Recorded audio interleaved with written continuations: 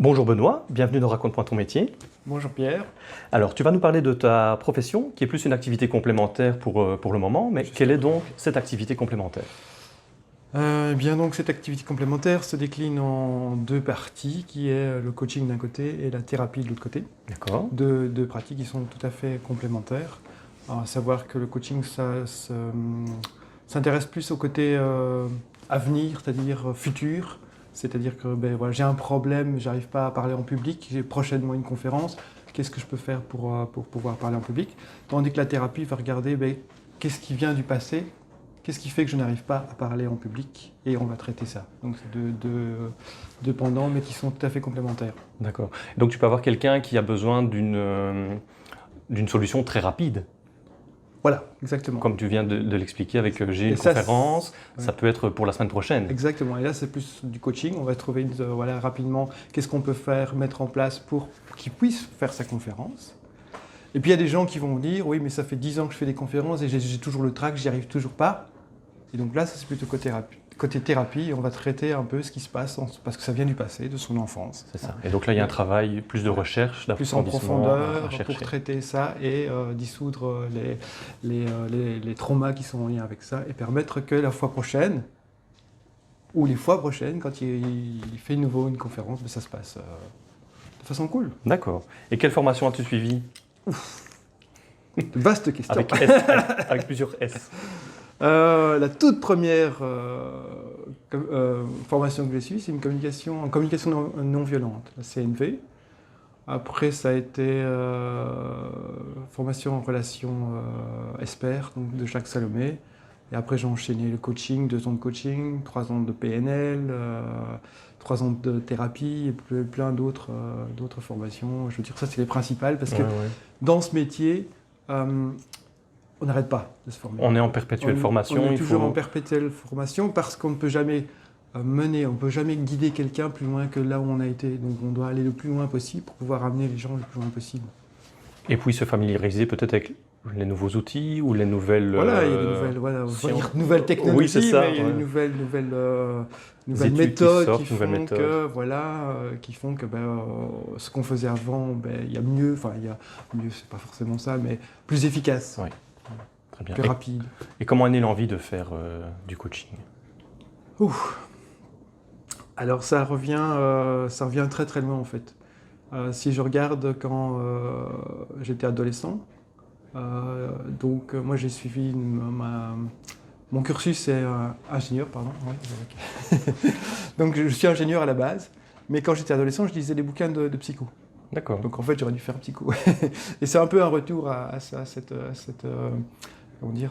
premiers amours qui fait que je suis revenu à ça. Et comment je suis revenu à ça? C'est parce que un jour j'ai dû dans une entreprise gérer une équipe qui était difficile. Et ça s'est très bien passé. Donc je me suis interrogé, mais comment je fais alors que les autres n'y arrivent pas?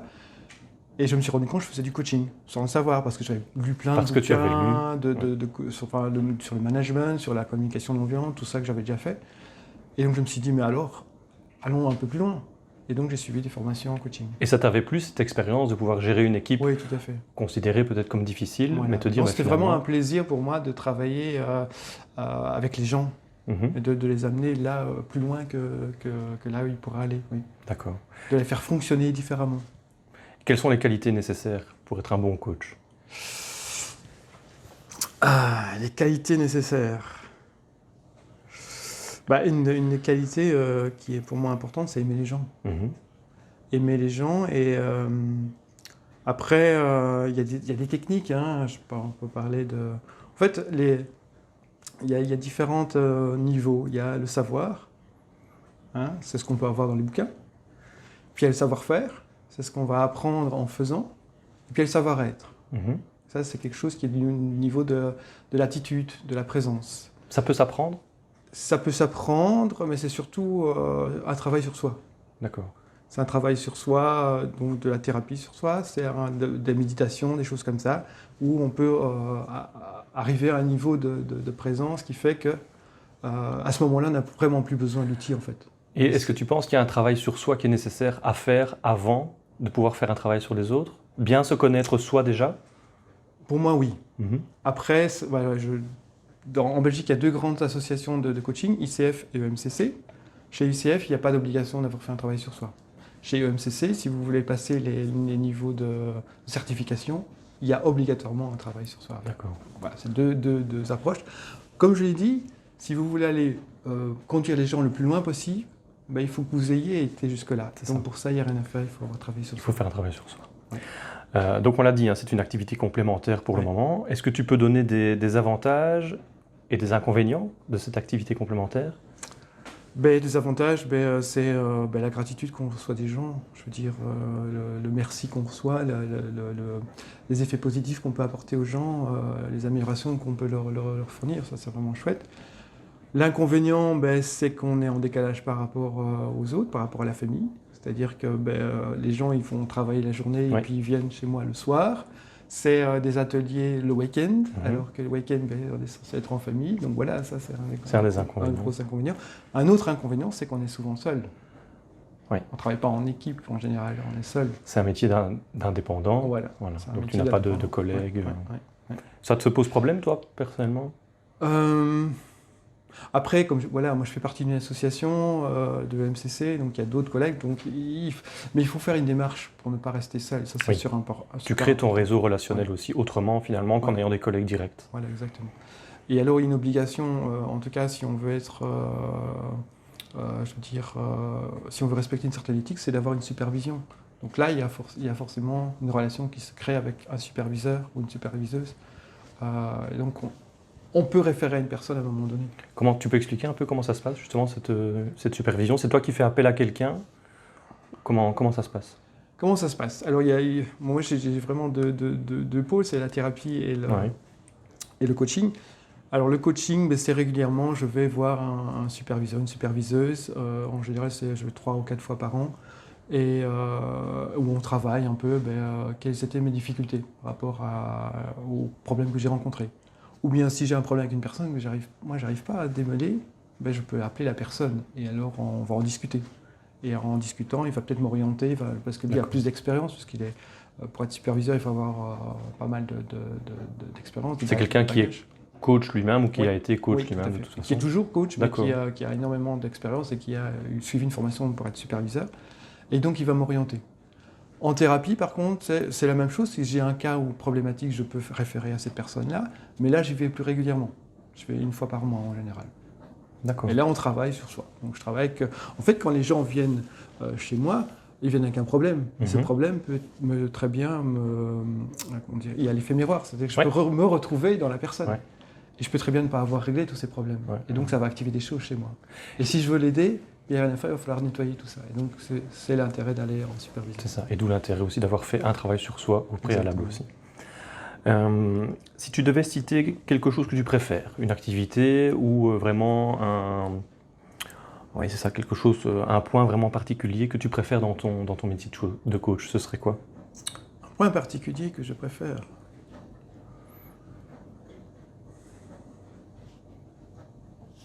Il n'y a pas de point particulier, je dirais tout en fait. C'est l'ensemble du métier qui te... C'est l'ensemble du métier, oui. C'est vraiment... moi, ce qui me botte vraiment, c'est d'aider les gens, de leur permettre d'atteindre leurs objectifs, de les voir évoluer, de leur permettre d'être plus sereins, ce genre de choses. Oui, donc c'est vraiment le tout. Oui, c'est le tout. C'est un package. C'est quelque chose que tu aimes moins. Souvent, on dit c'est l'administratif, c'est peut-être la comptabilité. Est-ce que mais j'essaie de faire au minimum, puisque c'est un truc effectivement qui me botte pas. Donc moi, c'est vraiment au minimum. Donc toi, ce serait ce côté-là aussi peut-être un peu plus gestion qui est indispensable. Voilà, mais j'ai un comptable pour la partie vraiment comptabilité. Et au niveau administratif, je fais vraiment le strict minimum. Est-ce que tu penses que ton métier a un impact sur les autres?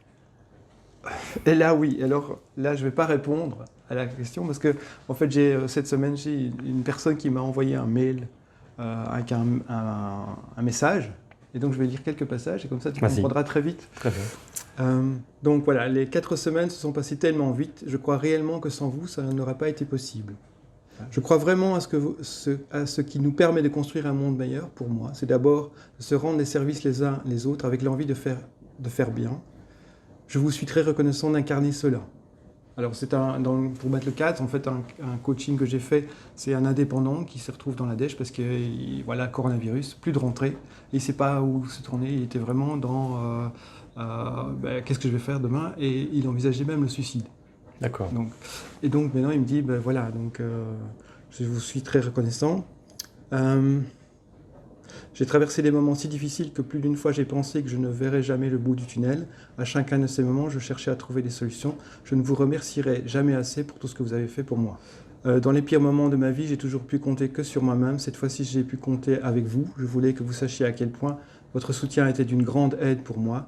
Vous n'avez pas apporté de jugement et vous m'avez simplement appris de ne pas renoncer. Je n'oublierai jamais. Bon, en termes d'impact sur les autres, à la je pense question. que c'est très clair. Et en effet, je pense que voilà, ça doit faire plaisir aussi de se dire on a pu faire son travail correctement. On va parler un peu plus chiffres, mais sans vraiment citer de chiffres. Est-ce que tu estimes ton salaire et tes revenus à la hauteur du temps passé, à la hauteur de ton investissement?